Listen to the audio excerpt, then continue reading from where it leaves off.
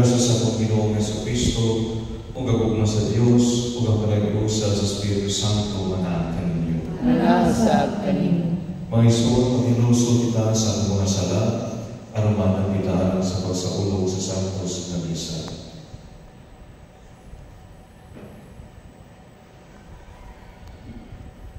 Nagakumpisa ako sa Diyos na magagawang mo sa kanan, o kaninyong isuon, na nakarapat sa pagkapuyamon, sa unang-una sa pulong sa buhat, o sa wala pagbuhat sa tinanggang buhaton, kaya akong sala, akong dakong sala. Busa na namuyo ako kang Santa Maria Katamunang Ulay, o sa tanang anghel ang mga santos, o kaninyong mga isuon, aron ninyo akong iampo sa Ginoo nga aking Diyos. Kaluyan natin kita sa Diyos na magagawang sa kanan o pasaytuon sa ating mga sala, dahil ang tagatan niya nganto sa kinabuhing dayo. Amen. Ginoo kaluy kami. Ginoo kaluy kami. Kristo kaluy kami. Kristo kaluy kami. Ginoo kaluy kami. Ginoo kaluy kami. Mag-ampo kita. O Amahan, hiusaha kami sa una-una o sa kasing-kasing, dinisa ang bugmaalang sa imong isuko kanamo, o sa among tinguha alang sa imong gisaan. Nini kalibutan, nga nagkausap-usap, tabangi kami pagpangita sa mga utang bililhon, na magdala mo sa matubod ng mga katibay. Kiniyang ipangayo, pinaagi ni Kristo ang Ginoo. Amen.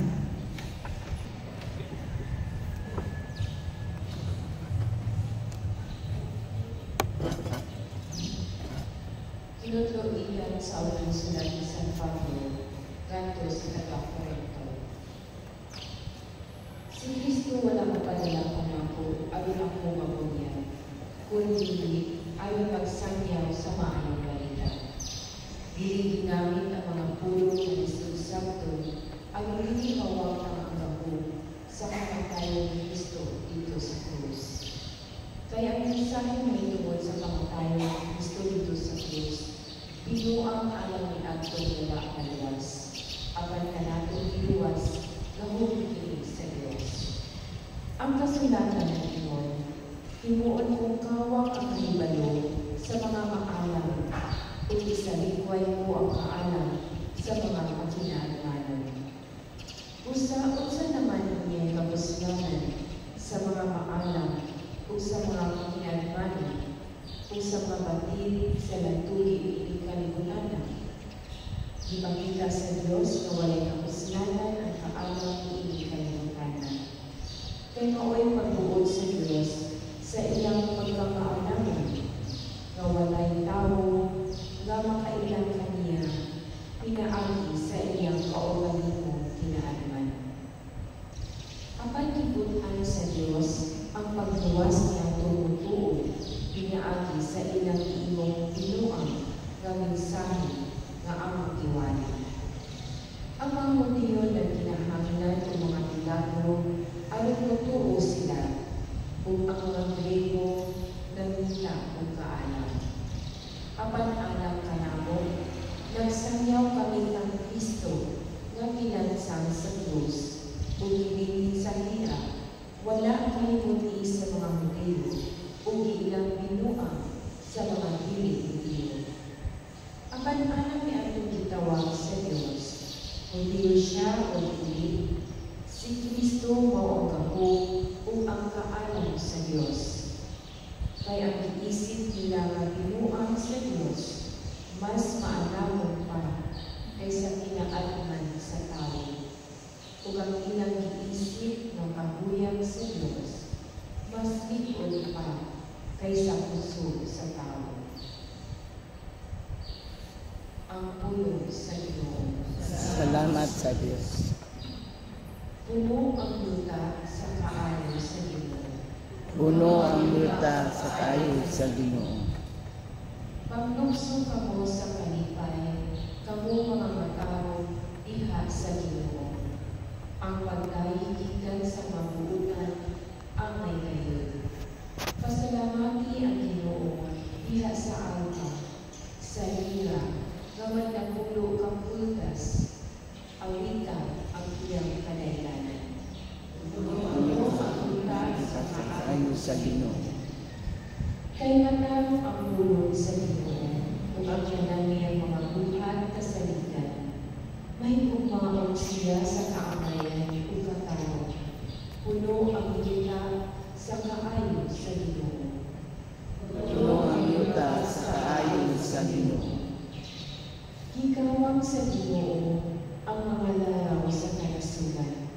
Iyang ipakyas ang daotang mga tinuha sa katawan. Ang laraw sa Ginoo nagabalon sa kamangtulan. Ang tinuha sa iyang kasing-kasing mata sa ganang kaliwatan. Puno ang yuta sa kaayo sa Ginoo.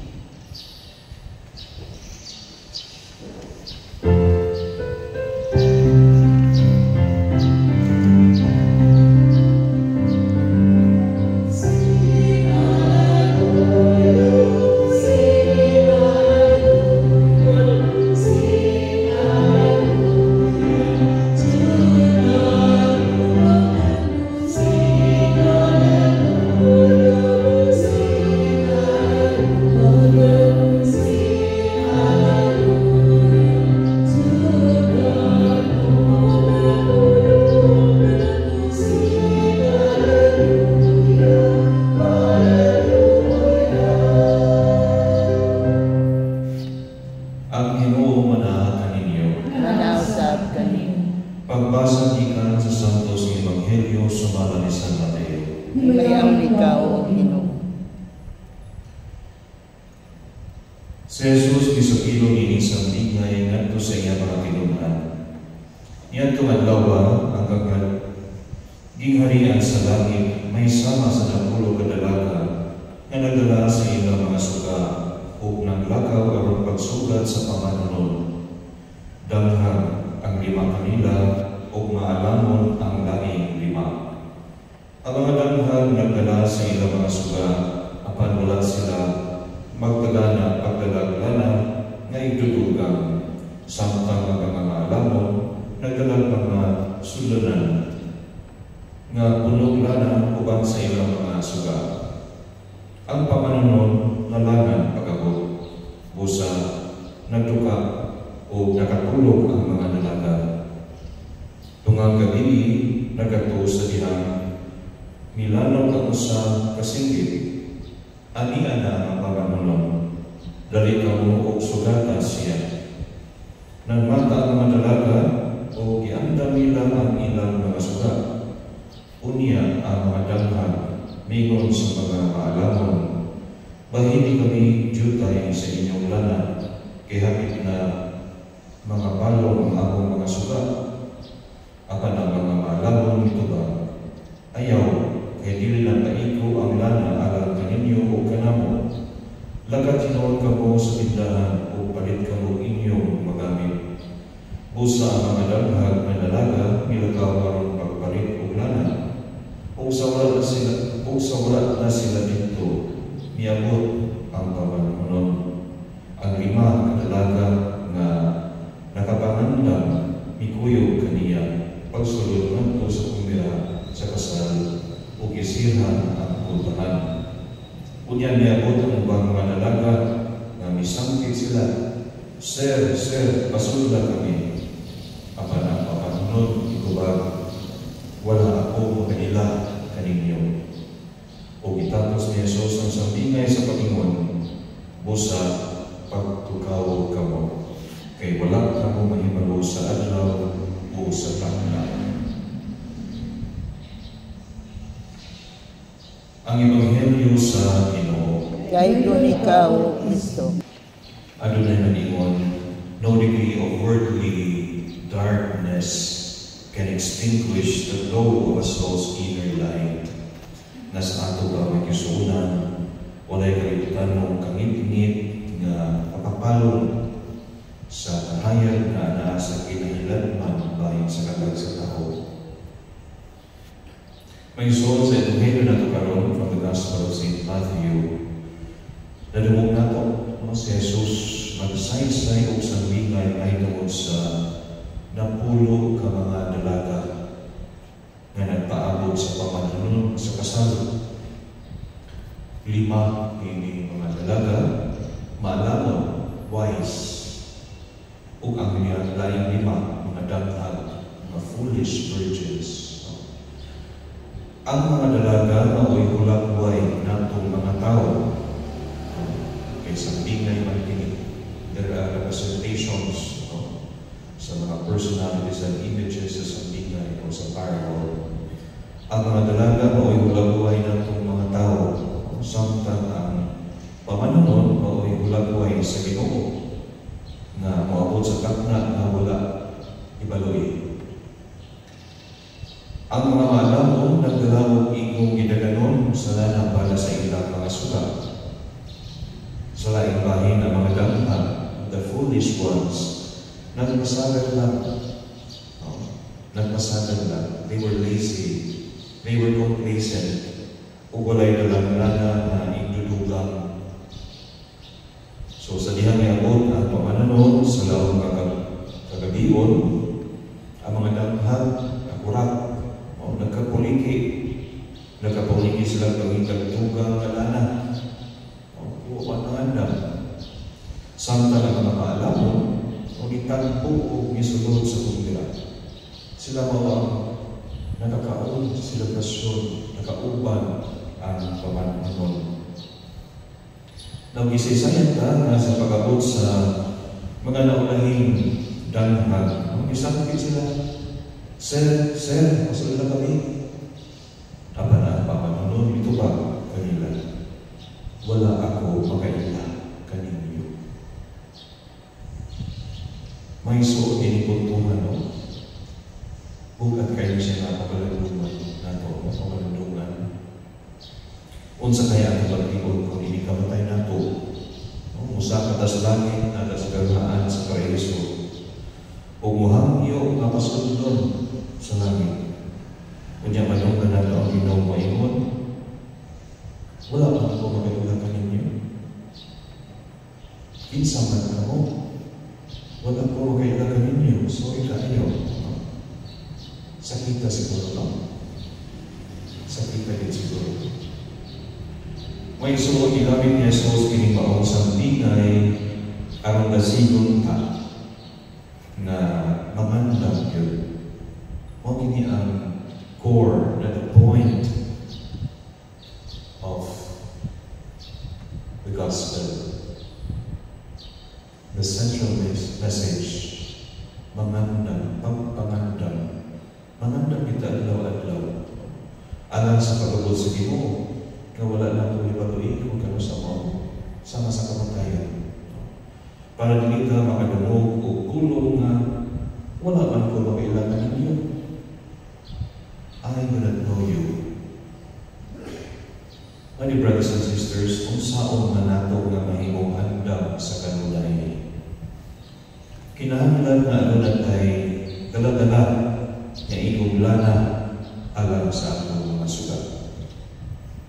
O makin pasabot, lana. Like I said, representations, ang mga virgins represent us. Ang pamananon represents God, our Lord Jesus Christ. The oil, in lana especially, represents charity in our lives. Charity. To keep a lamp burning, we have to keep putting on oil in it. In the same way, for Christians to become true light of the world, they have to practice charity every single day. Charity. Usa may suon ang simpleng pangutana na angay natong tubagon karon adlaw sa hagit sa atong mga pagbasa, labi na sa Ebanghelyo ni Sambingay sa napulog ka mga dalaga. Okay. Doon na ba tayo ikong charity? Doon na ba tayo ikong lana? Doon na ba tayo mga buhat sa gugma o kaluoy diya sa atong kinabuhi? Ang charity, dili ni ordinaryo na matang sa gugma. Dili ni siya simple nga pagbati o pag-angay. Sa laing tao, mas laong ang ibig sabihin, ang Huwag masagutin. Ang charity may suon, mauni ang gugma ni Kristo nga naa sa atong kasing-kasing. Sama sa gugma ni Kristo nga naa sa atong kasing-kasing. Charity means we love with the heart of Jesus. We love as Jesus loves. We show mercy to others as Jesus shows mercy. Ang mga buhat sa gugma o kaluoy, mahimo lamang makahuluganon kung kiniusa ka pagpadayag sa gugma ni Kristo diha sa atong pagsakansa sa mga kasing-kasing. E kung dili ini sama sa gugma ni Kristo, magaling siguro mga pakitang tao lang dili pinulanay. So ako kayong trabaho ko na atong gugma sama sa gugma ni Kristo. Busa mga nato sa pagkat o mahutanan kung sa may nagtuklod nato sa paghimo mga buhat sa gugma o kaluoy para sa ubang mga tao. What is our intention kung kita magbuhat o mga maing buhat sa ubang? Kung kiniginasig sa tinuod na gugma, like I said, sama sa gugma ni Kristo, mas kibili tayo balo. O kung kini atong buhaton matag-adlaw, ay sana kita sa mga maalamang dalaga para makasulod na nakasulod o makaapil sa dakong kumbira sa langit. Tinuod may suon ang isulti sa usang ka spiritual guru. If you light a lamp for someone else, it will also lighten your path. Sa pagkakam na ito, suga o kahayag sa laing tao, ato sa mga ilandagan at dalang na atong laktan. Sa samang paagi, ang atong pagkita kung paukaluoy sa laing tao, mauwi magatod nato sa dalan, pagulong sa langit. Usa may suot sa atong pamalandong, kahit sa atong mapagbasa karon, ang pili na ito aming palagyod, ang adlaw na wala tayo kibuhat na maayon para sa laing tao. Consider it a waste of time. Consider it a waste of day if we haven't done something good to someone in need.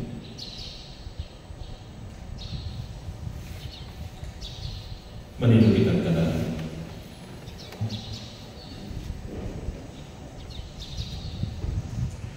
Samtang nagpahabot kita sa pagkabot sa Ginoong Hesus, magabot kita alang sa kalibutan, may itubos. Mayroon kita ang Ginoo, patalinghugi ang among mga pag-ampo.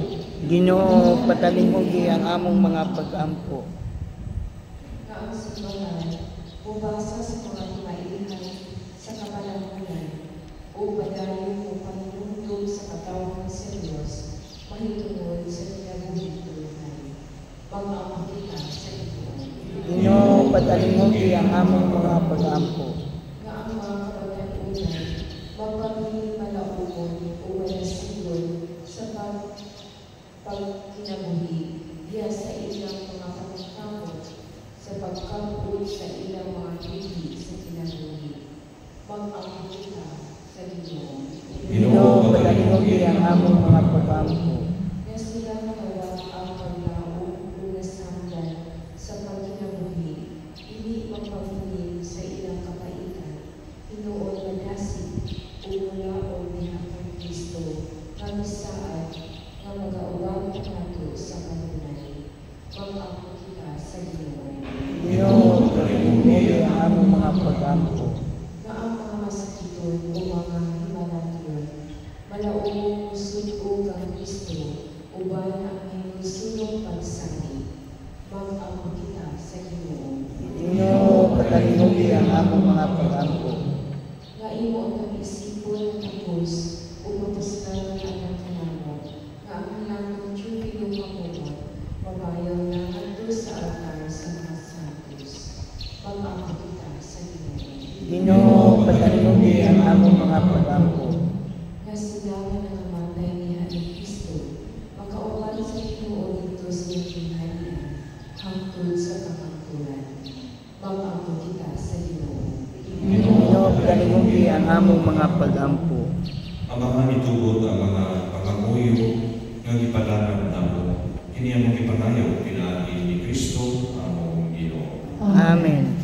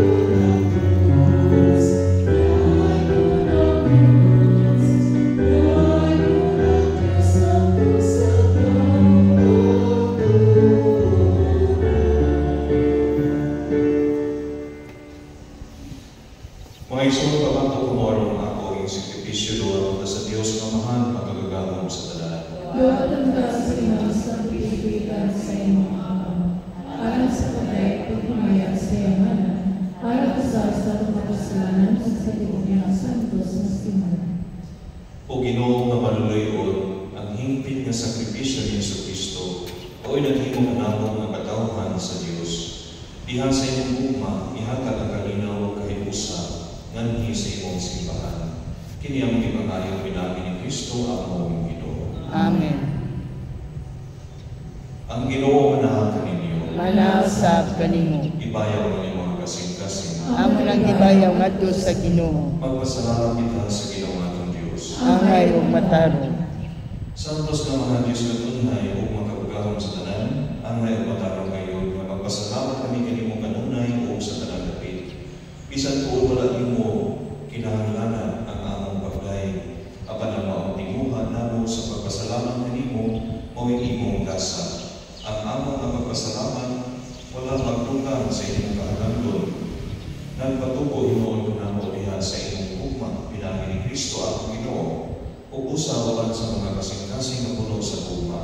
Tuyo kami sa mga anghel karon o sa tanang adlaw sa among kinabuhi sa pag-awit sa imong himaya diha sa usa ka awit sa walay hunong nga pagdaing sa Panginoon.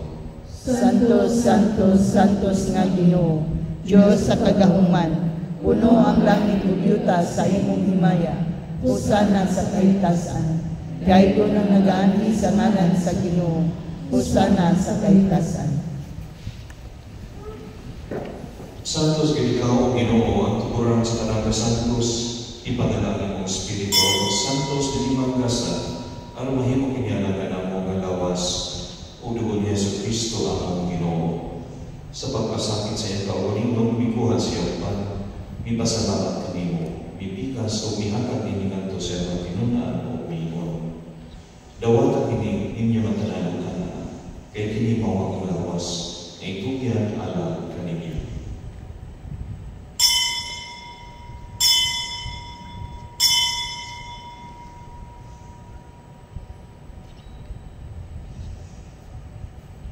Sa samang pagin ang usapan ng hapon, mikuha siya sa kalis, ipasalamat kanimo pag-usap, ihatag din ngadto siya ng pinunaan o mingon. Dawat ang inyong pag-inom kamawatanan gikan niini, kay kini mo ang kalis at dugo. Sa bago, tunhay ang kasagutan, ang dugo ngay ulan alang kaninyo o alang sa tanang mga tao, alang naman sa lahat ang pasayo. Buhatag niyo ang paghandong kanako.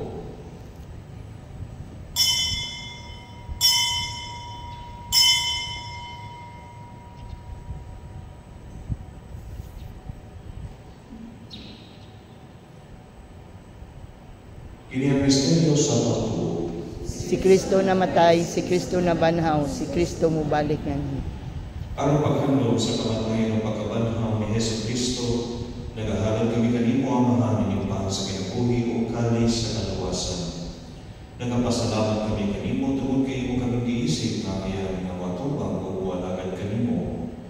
Himua, kami nga mga lawat sa lawas sa dugo ni Kristo, magkaiusa niya sa Espiritu Santo. Hinumdami Ginoo ang imong simbahan sa tibuok kalibutan, himua nga mahimpit kami diya sa gugma, uban ni Francisco ang Papa, ni Julito ang Obispo, o sa tanang mga pari. Hinumdami usab ang mga instoon nga nangamatay, palaumon lumabanhaw sila, ug ang tanang nangamatay dahil sa imong kaluoy, dala sila tanan sa pagsudong sa kahayag sa imong nawo.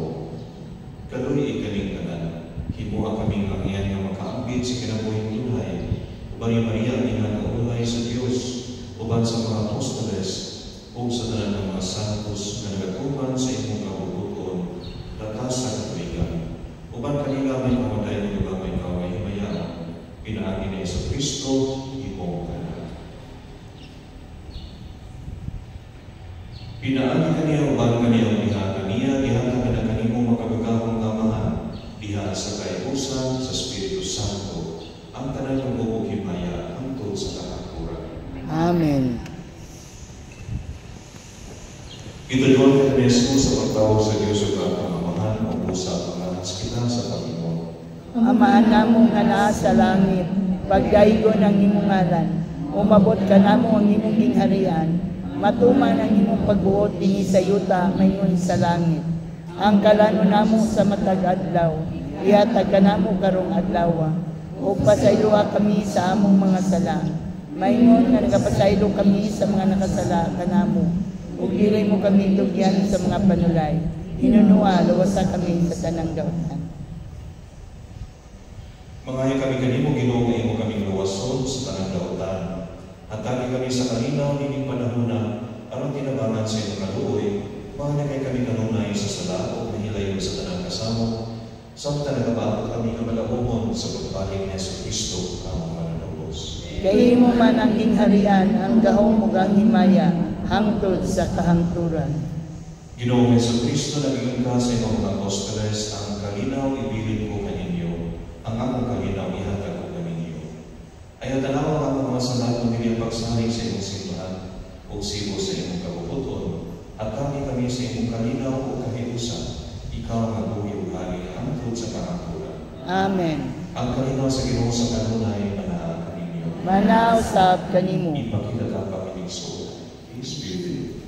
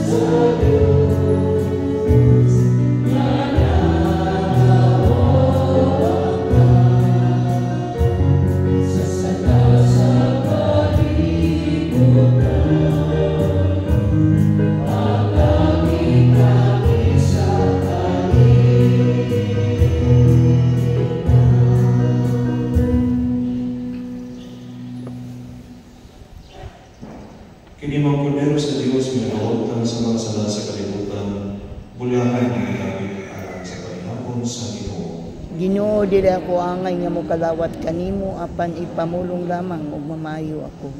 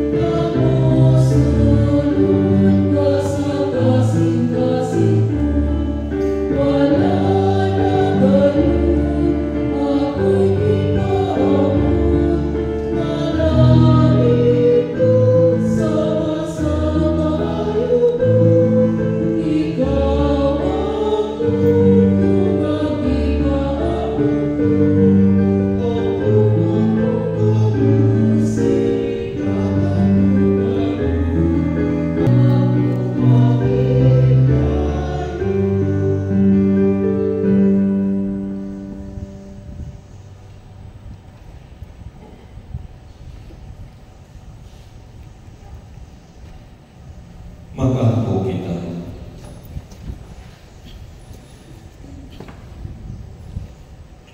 O Ginoo, kining pagkalawat, pagduga-unta din kanamo sa makaanim nga gahom sa imong ugma. Tutuli o gagaka nga among mga paningkamot aron makapahinuod kami kanimo diha sa tanang mga butang. Kini among gipangayo pinagi ni Kristo among Ginoo. Amen. Ang Ginoo manaa kaninyo. Manausap kanimo. Manalangin kaninyo ang Diyos na makapagahom sa tanan, ang Amahan, ang Anak, o ang Espiritu Santo. Amen. Tapos na ang misa, dala kami na ang hukuman ni Kristo. Salamat sa Diyos.